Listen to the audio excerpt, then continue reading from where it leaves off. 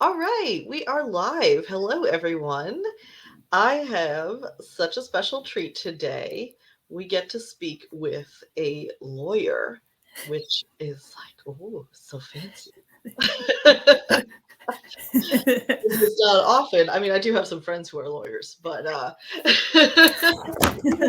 very often these days because of all the stuff. Yeah, So and I'll try to he's, try to not bore you guys to death with the lawyer.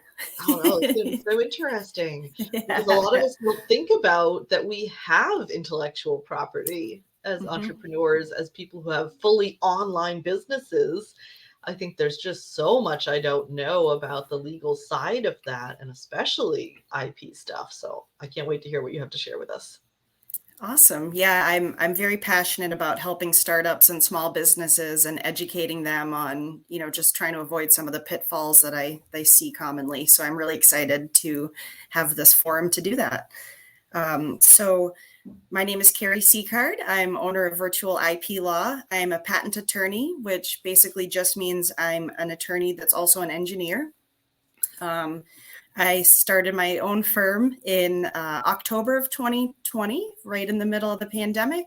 And we've grown from a team of 3 to we're over 10 people now. So 6 patent attorneys and some staff and a Wow. couple And of you patent told me agents. that you were doing something really different in structuring your own firm, like really disrupting the model. Tell me more about that.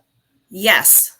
So the traditional law firm is a partnership model, which is great for some people, but most of them have an expensive brick and mortar structure that they have to support. So that kind of necessitates having a set minimum number of hours that their attorneys need to meet. And then you have a salary that goes along with it, which is usually nice, but the expectation can sometimes be pretty daunting. Especially for newer associates or maybe moms or people that just don't want to put in 60 to 80 hours a week. They kind of want to have that flexibility. Um, so I started my firm with the idea of being virtual so that we don't have that overhead that most brick and mortar structures have. We are truly virtual. There is no home base. Our home base is a co-working space. And they do all of the mail management and day to day. They do have a conference room for when I need it, so it works out really Oh, well. good. I'm glad the home Um, base isn't your bedroom. exactly. Come on in. That could be awkward. So we do, in theory, have a home base, but it's at a fraction of the cost compared to having a full office yourself. Wow. And it's also nice because it gets me into contact with a lot of other businesses and startups that are also using the space. Oh, that's Um, so nice. yeah, so it's kind of a win-win-win for everyone. We don't have to charge as much because we don't have the overhead to sustain. I don't have to have crazy hour requirements for my attorneys, and instead it's more of a commission basis. And I wasn't sure if anyone would want to do this, and the response has been overwhelming, and it's incredibly rewarding to be able to give people a better place to work. So it's been really great. That is so cool. Yes. I love when you've been immersed in something, you're an expert in it, and you can see like there's a better way. And we get so trapped in we're used to doing it this way. hmm Like, okay, but why don't we try something else? And like when you have the resources to be able to go, yep, I'm just gonna do it. I'm just gonna try it. Like, I don't need your approval. Let's just test it. Exactly. And I'm not thankful for the pandemic, but I'm thankful that at least something positive came out of it for me. So I'm grateful for that. And you're So, specializing in IP law specifically? correct. So, IP law or intellectual property, there's a lot to it. We primarily focus on patents and trademarks, but we can counsel clients pretty much in all areas of intellectual property, including copyrights, trade secrets, things like that. There is a lot to intellectual property. I like to use the analogy of John Deere tractor because everyone knows what a John Deere tractor is. Um, so if there's a lot of intellectual property that could be involved in something as simple as a tractor. So if they came up with some new innovation for either manufacturing a tractor or the tractor itself. You could get a patent on that.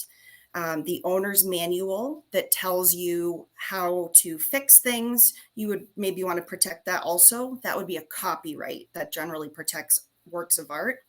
And then the trademark on John Deere itself, the logo John Deere, they also have a trademark on the green and yellow colors. Yeah, Yes. those are very and distinctive. Exactly. And it's that in and of itself fascinates me.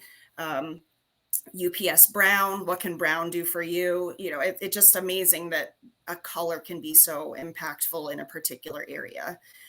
So we generally focus on the trademarks, which kind of protect your brand, and the patents, which protect your innovations. So today, if this sounds good with you, I was going to just touch on kind of the top misconceptions or pitfalls that I see, you know, things that you're kind of doing wrong with your intellectual property in the patents and in the trademark space. I love that. Okay. I think perfect. a lot of us as entrepreneurs probably fall into one of two camps. It's either you aren't thinking in terms of the legal protections at all, or you're like obsessed with every single word. Like, I can't share it yet. I haven't put the trademark on it. Exactly. And not everyone needs to get a patent on everything. Not everyone needs to trademark their business name. And that's why I love just connecting with as many, you know, startups and entrepreneurs as I can to give them that counseling. And even if you don't use me, make sure that you use someone so that you're protecting your rights and you're not making those mistakes. All right, take it away. I'm here to listen. Awesome. So speaking of that example you just gave, I'm going to start with patents, although this kind of applies to trademarks also. One of the top three, in no particular order, is disclosing your idea, excuse me, before you protect it. So in the patent world, although it feels like it was just yesterday, in 2013, we transitioned to a first to file system, which basically means it's a literal race to the patent office. So if you disclose your idea, it's not incredibly risky, but it's risky enough that it's worth it to protect yourself and file your own idea. It's possible that someone could take whatever you disclose publicly, maybe even make it better, and then file their own patent or on the same thing. There is a process by which you could try to argue that it was really your invention, but that's very expensive process, much more expensive than just getting your own patent on file. So that's one concern with if you disclose it before you file a patent. The bigger concern is that if you plan, let's say you're selling a product and you want to be able to sell it internationally, if you've disclosed it publicly, that actually eliminates your rights in foreign countries. They have a strict bar on public disclosure for patenting it. Wow. And a lot of people aren't aware of that. Yeah, and in the United States, it starts a 1-year clock. So let's say on June 1st of 2022, you disclosed the idea, you must file a patent within 1 year, so by June 1st of 2023, or you will not be able to do so. So there's some just limitations in place that I just want to make sure people are aware of, so that, you know, and public disclosure doesn't have to be, it's posted on my website. It can be anything that's available to the public. Yeah, so even a Facebook status, if you have not just friends and family, but public, or even with friends and family, does that count too? Anything that's available to the public, if it's limited. So if you're a software company that's doing a beta testing and you have to have a specific code to log in, that's not a public disclosure. Okay. But if you're doing a pitch or a presentation or talking about it, you know, if I was disclosing an idea here, if you're going on Shark Tank, things like that, you know, that's why a lot of times one of the questions they ask is, do you have a patent in place? Because they know that you're disclosing an idea that's maybe not protected. So that's one thing, is at least chat with an attorney. Most, you know, all the attorneys in my firm, most of the colleagues I know in other firms, they will give you at least, 15 to 30 minutes of their time to just ask some of these questions. If you're an entrepreneur, I'm always more than happy to jump on a call with someone just to make sure that, is this really a disclosure? You can also file what's called an NDA. That's a term that's kind of thrown around, a non-disclosure agreement that will prevent that disclosure from being considered public. Oh, I've heard of So, NDAs in other contexts, but I yes. have not heard of it used that way. Yes. Yep. So that's one way you can avoid your idea being considered a public disclosure. Another thing I hear often is that patents are too expensive. Patents can be expensive. If you're, a big company, you're going to want to have that $10,000, $20,000, $30,000 patent that really covers your product, all the bells and whistles, your Cadillac Escalade, if you will. You can also get a moped will get you from A to B just as well as a Cadillac Escalade will, but maybe it's just covering two wheels and the frame and it's not covering all the bells and whistles.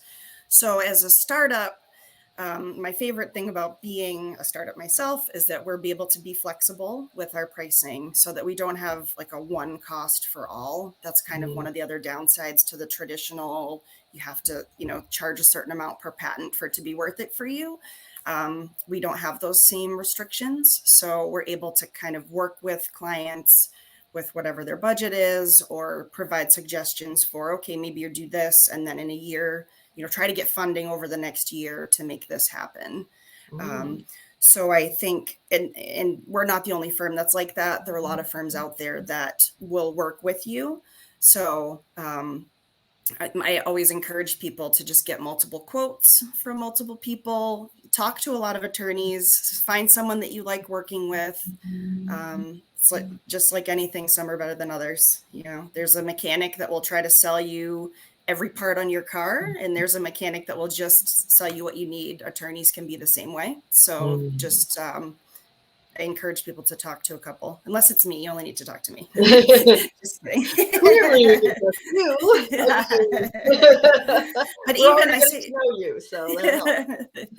But even even if you talk to me, talk to someone else just to see if they have a different point of view. Most of the time, when I talk to people, they say, "Oh, no one told me about that. No one told me about that." But I encourage people to get as much information as you can from as many people as you can. Just verify it for sure. And then the other thing that I commonly see with patents is that I don't want to bother getting a patent. The only thing I can do with a patent is sue, sue someone else. And that's really not true. It's less than 1% of patents are actually litigated or enforced in lawsuits. So 99% are just out there. The biggest value in a patent is being able to license it. So, think of some of the big companies like Adobe. I have an Adobe license, right? A Microsoft Office, things like that. So being able to license your idea, and you can license it multiple times, and it becomes a passive stream of income for a lot of businesses, which is really nice. And you can sell it. Some patents are sold for multi-million dollars. And that kind of goes with trademarks as well. But just kind of want to debunk that myth that the only thing you can do with a patent is sue on it. There's definitely a lot of other advantages to it. So moving on to trademarks, a few of the mistakes or misconceptions I see there.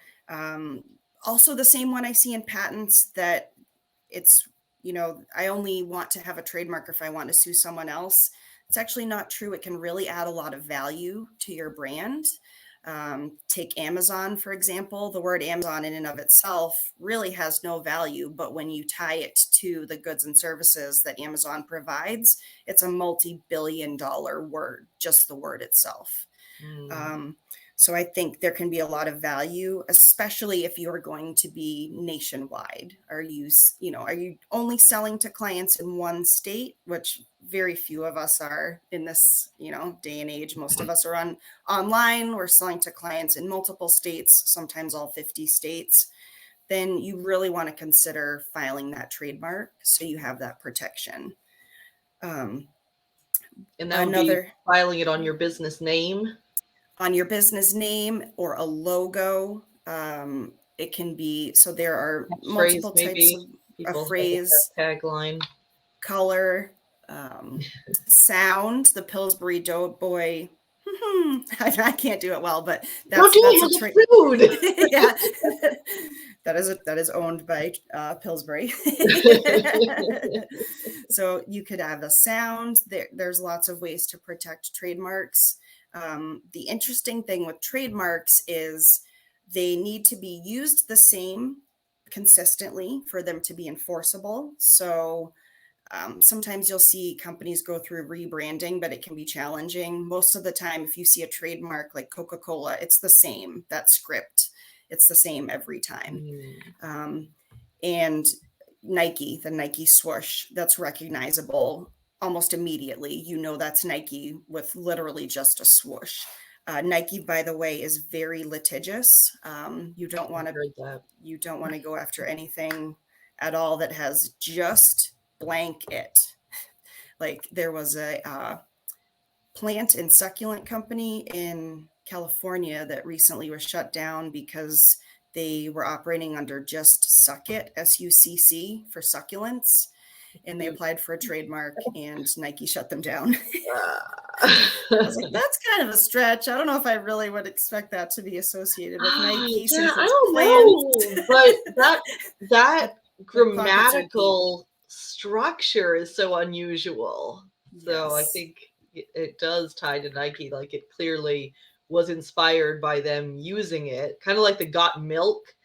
When those commercials first came out in the 90s, and I was like, what the heck does that mean? What do you mean got milk? But it became huge. Yes. And people use it with other things, and you can see how they took that and stepped, to their theme with it. Mm-hmm. And on the flip side of that, what's really interesting about trademarks is it's kind of a fine line because you can go so far if you're making fun of or a parody of the actual trademark. That's okay because it's clearly not associated with the actual trademark. So my favorite example, YouTubers like arguing about this and trying to figure this out.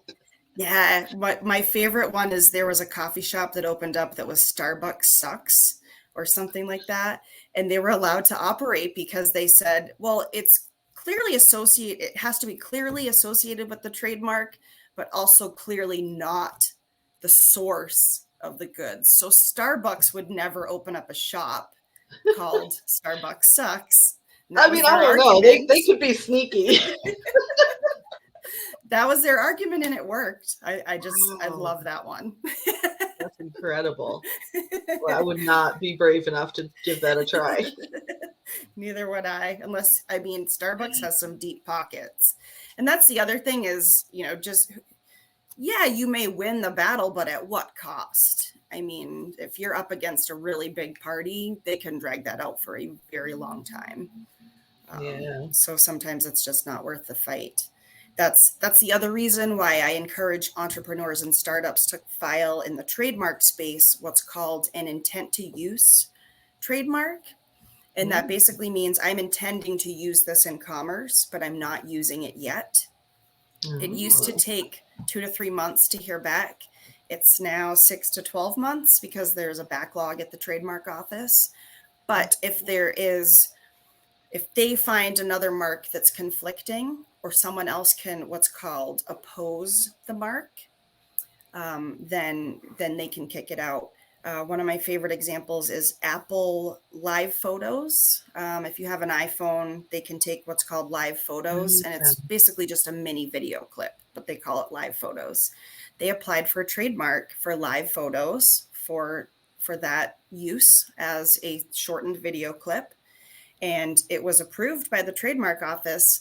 But after it's approved, they publish it for opposition for 30-day period. It's a very short window. And it was opposed. Someone must have been paying attention. Yes, and actually anyone can oppose it. So it was a completely independent third party, and they opposed it because the trademark can't be descriptive of the goods or services you're providing. So live photos, and they were able to argue this, is pretty descriptive of a live photo, right? Yeah, of that experience, of that type of photo, yeah. Exactly. And so the trademark office will actually not allow you to get a trademark on a term that is descriptive of the goods or services you're providing. Okay, I guess I can see that, because if I'm going to my Yes. friend to like trying to say, oh, it's that thing that does blah blah blah blah blah. Oops, trademarked. That would be awkward. Exactly.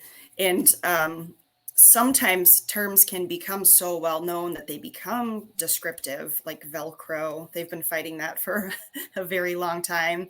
They Oh, want okay, you so to that's call it a hook and why loop fastener. that's a mouthful. I had always Exactly. heard that with things like Xerox, then like that the company name and they're going to lose their Kleenex. trademark because it's come into common usage. But Yes, I it's didn't know actually, what that process was that was causing that to happen. So, yeah, and it's actually becomes generic for the product. But so that's a different issue from being descriptive. I it's know like build your brand really well, but not too well. exactly, not too well, so that becomes rollerblade. That it happened with rollerblade. It's so that's why you want to say rollerblade roller skates or Kleenex tissues, Velcro fasteners. So you want to use it as a trademarked term, but you don't want it to become like the verb, like the thing. Yeah. So it's definitely tricky. This is No wonder we need to consult you. exactly. Or at least just know about it and start doing some research. There are some really good blogs out there. One of the blogs that I subscribe to, it's not mine, but it's TTAB blog, TTABLOG. The trademark portion of the Patent and Trademark Office basically just has an appeal board. It's called the TTAB, and they issue opinions on just opposite. A lot of them are things that there's an opposition involved, where one is contesting another, and they just issue opinions. And the TTAB blog just talks about them, and you get a really good, really quick synopsis about what happened. And I just love it. One of my favorites from recently was someone tried to register the name Pisterine for mouthwash, and it was a yellow mouthwash. And Listerine objected, and this ended up being a T-tab. Like it went all the way to the T-tab, Oh my and they ended up gosh. losing because there was a likelihood of if there's a likelihood of confusion with your trademark, you can Yeah, see, it object to sounds so it. similar to the Starbucks example of like parody. Yeah, Very that's why it's tricky. a very yeah. And Yeah, very fine you would line. literally need a crystal ball. It's one of those. It's so fact specific and case specific. But in general, it's it's just not a good idea to pick a fight unless you're ready for the fight.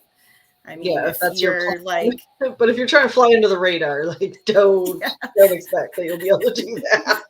yeah, if You you must want have to a spend, full-time person who's monitoring for these things.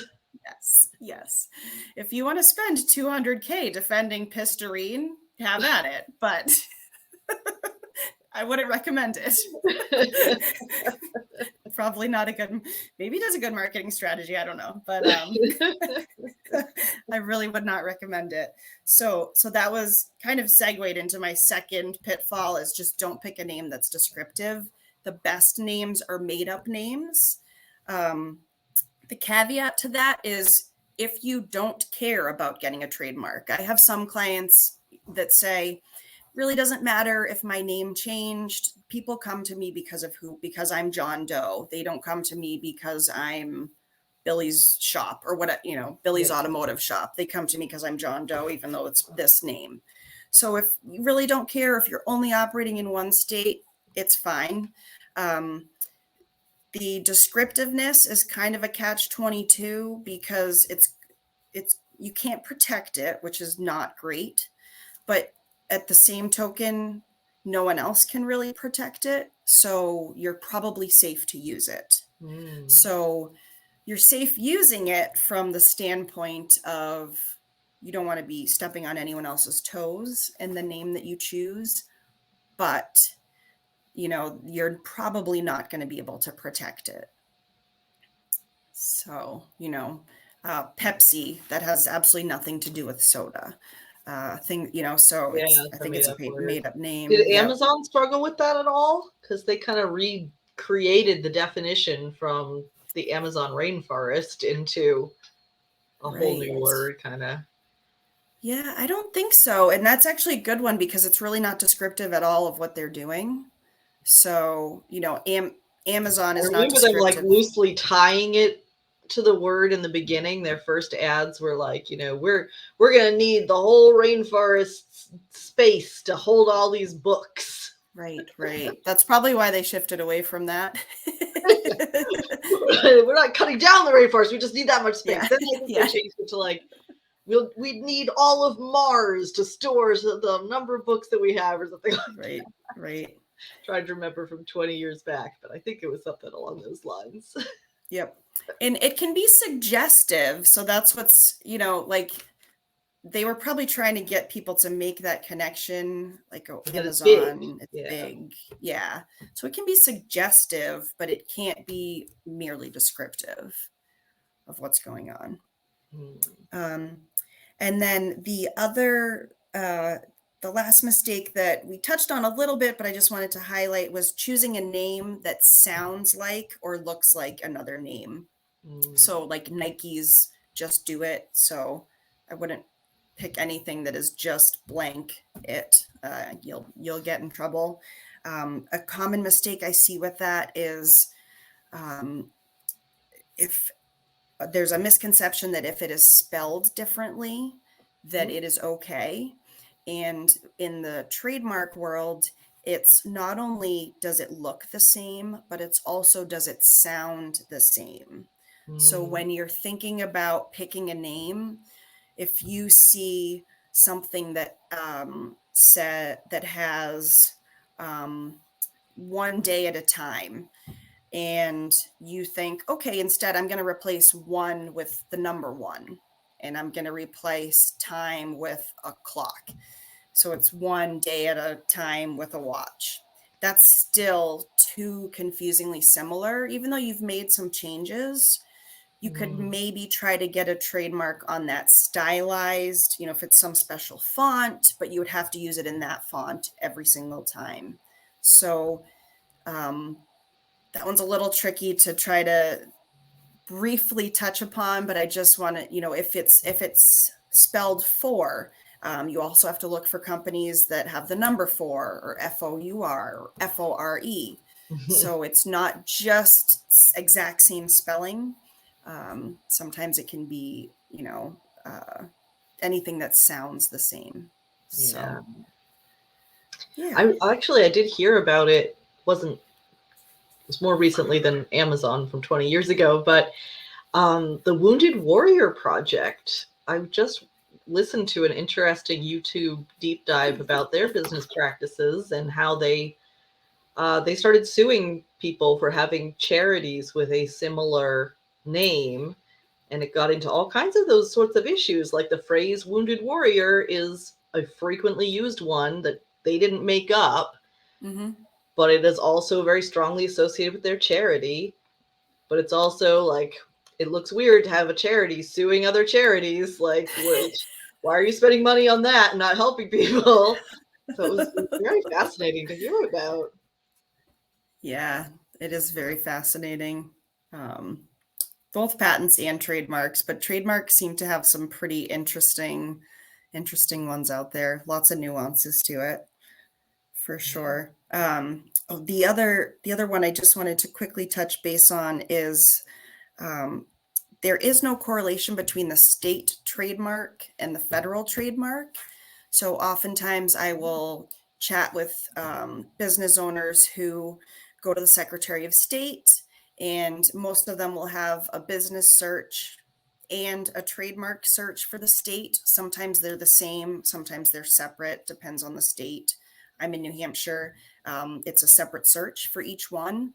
And there is no correlation between that state trademark search and the federal trademark search. A lot of people think, okay, they're going to do a federal search to see if there are any federally registered marks, before I go ahead and register.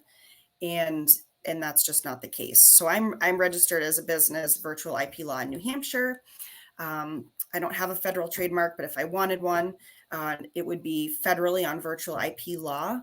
However, someone could go down in Florida and register with the Secretary of State as virtual IP law.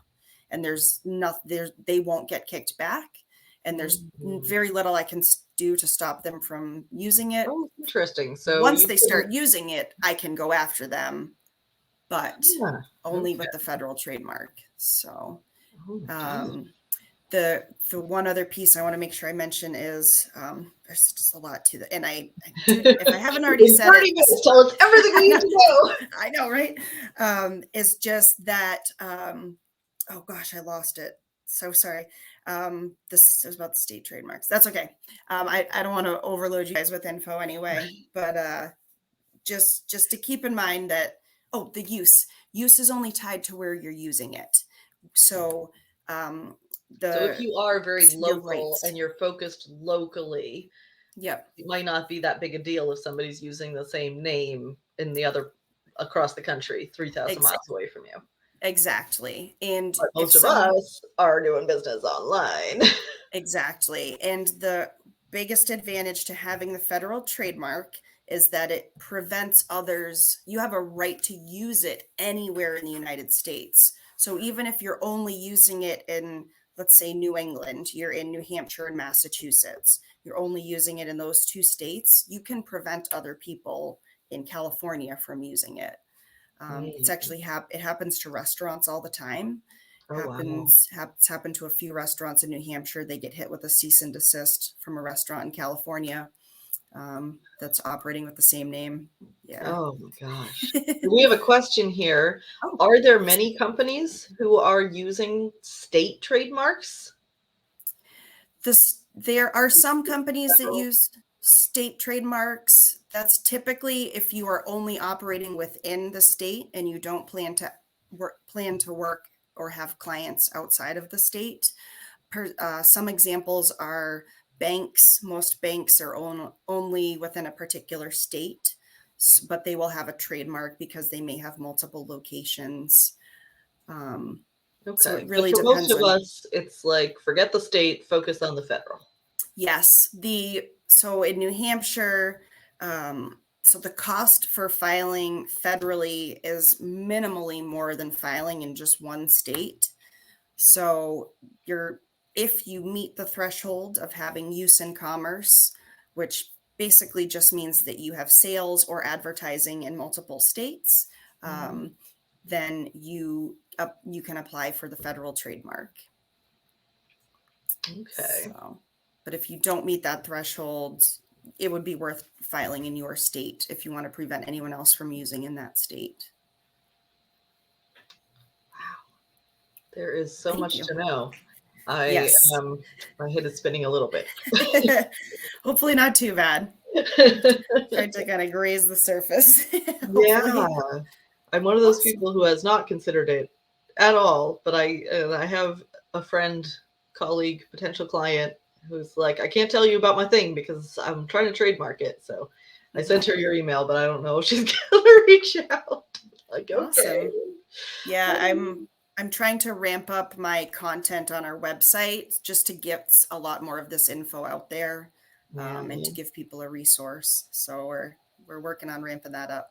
So an ideal first step for people would probably be to give you a call, lay out their individual specific situation and questions, and then see where to go from there. Yes. And I can kind of walk them through, this is what I think you should do. This is what I think you can hold off on. There are even things that you can do yourself. And so I'm more than happy to chat with anyone.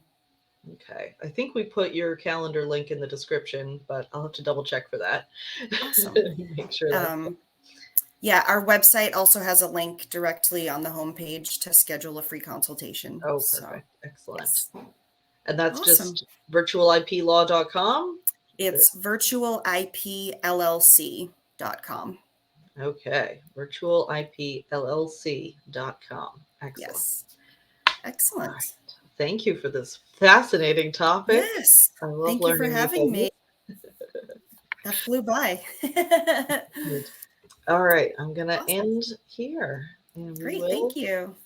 All right, and audience, I will see you Monday.